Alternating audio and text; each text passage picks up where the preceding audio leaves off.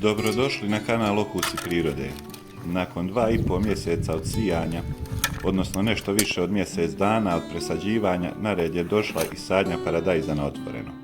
U kontinentalnim dijelovima sadnja na otvoreno se obično obavlja negdje sredinom maja, a u južnim toplim krajevima može se saditi već početkom aprila, a naš neki, da kažem, običaj je uglavnom negdje krajem aprila.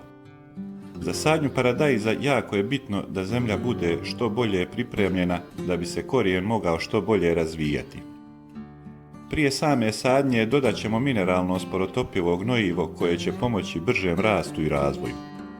Neki, da tako kažem, tradicionalni način sadnje paradajza prije nekog vremena uključivao je razbacivanje stajskog đubriva u redove, a potom bi se redovi obilno zalili vodom i tek onda bi se obavljala sadnja. Sadnice ćemo razbaciti u redove na razmak od nekih 30 do 40 cm.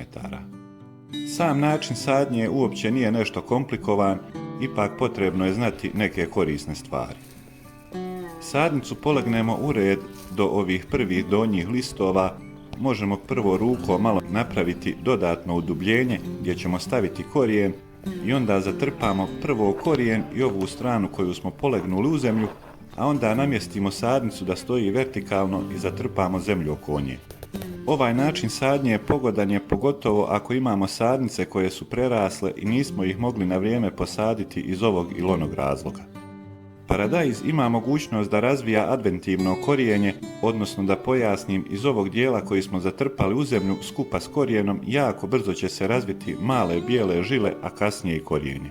Na ovaj način biljka će imati mnogo bolji pristup vodi i hranjivima, bit će čvršća i bolje će se razvijati. Obzirom da nismo zalijevali zemlju neposredno prije sadnje, a ni sadnice par dana zbog lakšeg vađenja, bit će potrebno zaliti paradajz odmah po završetku sadnje. Sadnice će se veoma brzo primiti i početi rasti, pa će ih biti potrebno tretirati nekim sredstvom na bazi bakra, a onda i pobiti koce, odnosno potpornje.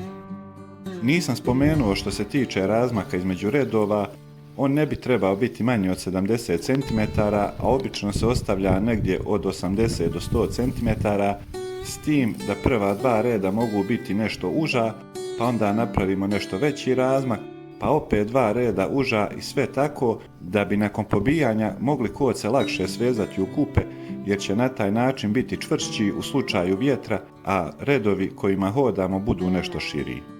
Naravno, postoje i sorte za koje nisu potrebni potporni ili su potrebni oni niski, ali na ovaj način je sigurno lakše voditi brigu o paradajzu i lakše je ubirati plodove. Što se tiče videa, to bi bilo to.